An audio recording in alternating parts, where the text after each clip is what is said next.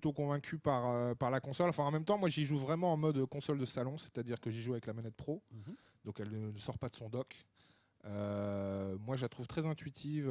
L'ergonomie de la console est vraiment très bien pensée. Bon, il n'y a pas grand-chose dessus non plus, donc en termes de menu, on s'y perd pas trop. Mais il y a juste l'essentiel. Moi, j'aime bien le fait que la console est tout le temps en veille, donc dès qu'on la rallume, eh ben, le jeu recommence. Bon, ça, on peut le faire aussi sur PS4, etc. Mais là, c'est d'entrée. Des petites choses, des petits détails, le bouton pour prendre des photos qui est super réactif, c'est-à-dire que voilà, hop, on appuie tout de suite, c'est instantané, le cliché. C'est un peu moins facile pour récupérer le cliché derrière parce qu'il faut prendre la carte SD, la ressortir du truc. Bon, il y a encore des choses à améliorer, je pense. En tout cas, la console, moi, à utiliser au jour le jour, elle est vachement agréable.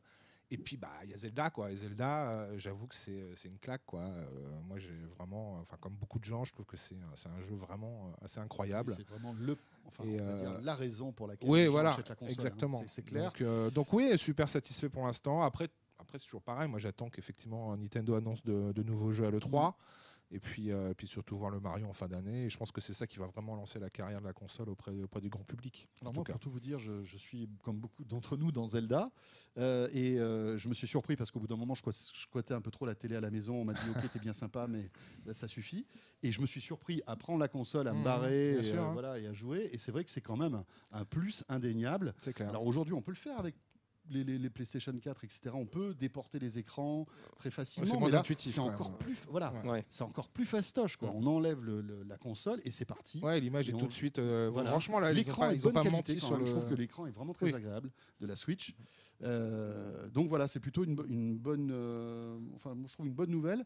Sauf pour Amérique. Pas tout à fait d'accord. Hein. Ouais, alors après, je pense que c'est vraiment une histoire de comment dire. De sensations et de feeling qu'on peut ressentir avec la console. Moi, je ne l'ai pas eu, et pourtant, j'aime beaucoup le Nintendo, j'aime beaucoup l'écosystème Nintendo, j'aime beaucoup Zelda, pas de souci.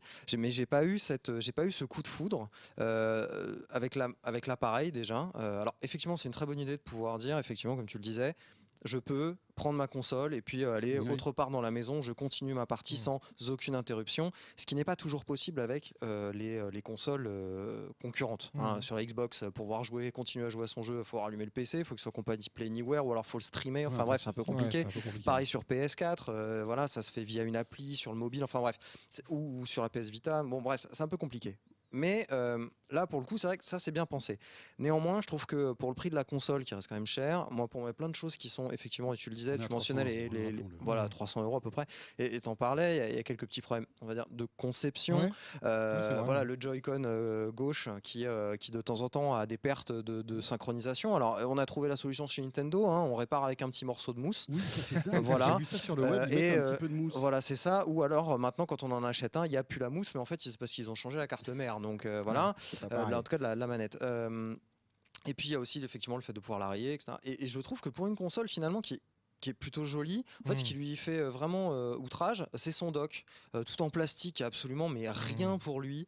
Il est pas beau ce dock et voilà, c'est juste pour planquer un peu d'interface. Alors je pense que Nintendo a des projets pour ce dock. Il va sûrement peut-être. Oui, tu vas pouvoir. Tu crois qu'il va évoluer En tout cas, il va peut-être servir à d'autres choses. On pourra peut-être y connecter d'autres périphériques. Pour l'instant, par exemple voilà. Je sais pas. On pourrait imaginer, une caméra. J'en sais rien, tu vois. Carrément. Pourquoi pas. Enfin, je pense que il y a la connectique pour. Il y a de l'USB. Il y a de l'USB derrière. On se demande à quoi il sert d'ailleurs. Voilà, c'est ça. Alors pour la manette Pro. Pour recharger la manette Pro, notamment. Voilà. Bon, enfin bref. Et après, le jeu Zelda en lui-même. Moi, j'ai pas trop accroché, pourtant j'adore les open world, mais effectivement. À la base, tu es fan de Zelda ou pas? J'aime beaucoup Zelda. Fan, on va peut-être pas pousser, mais j'aime beaucoup Zelda. Je trouve que ça a jalonné mon enfance de joueur, comme beaucoup.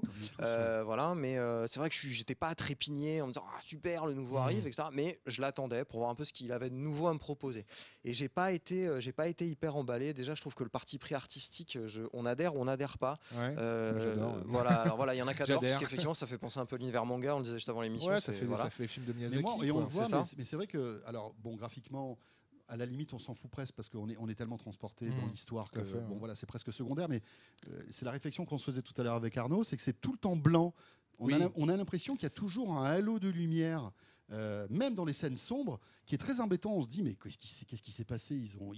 Je sais pas. Enfin, je sais pas. On a l'impression que effectivement, dès le début des présentations, les premières, on a vu qu'il y avait effectivement cette espèce de filtre blanc un peu c'est bizarre. vraiment étonnant. C'est-à-dire qu'il n'y a pas de contraste dans le jeu vraiment. Je sais pas, En tout cas, s'il y est, c'est tout le temps laiteux. voilà, c'est un peu tout le laiteux. temps laiteux. On a un peu l'impression qu'il y a quelqu'un qui a appuyé sur le bouton boost de luminosité, Ouais. comme sur les On photos. arrive Alors ça pas devient un peu. Alors après, j'ai pas essayé moi de redescendre tout ça.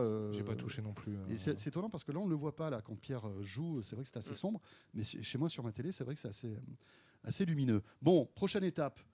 Mario Kart qui sort là. Ouais, Tout à bientôt, fait, ouais. tout à fait. Après, il y aura Splatoon. Splatoon en juillet, voilà, je crois, c'est ça juillet, août, je Ouais. crois, un des deux. Enfin, en Et été. puis après, il y a le fameux Mario Odyssey qui doit arriver pour la fin de l'année. Donc tout ça, c'est des jeux Voilà. qu'on va voir. Puis, surtout, Et puis le premier E3 de la Switch va avoir lieu cette année. Donc il y a fort à parier que les éditeurs tiers et Nintendo, parce que vont développer un petit peu plus le catalogue, vont montrer un petit peu ce qui va arriver fin d'année, rentrée, fin d'année, etc. Mais ça sent plutôt bon quand même, hein, parce qu'avec un Mario qui est aussi la licence que tout le monde attend. Clairement. Hein. En plus, ils ont calé ça pour Noël, donc ça va être un carnage.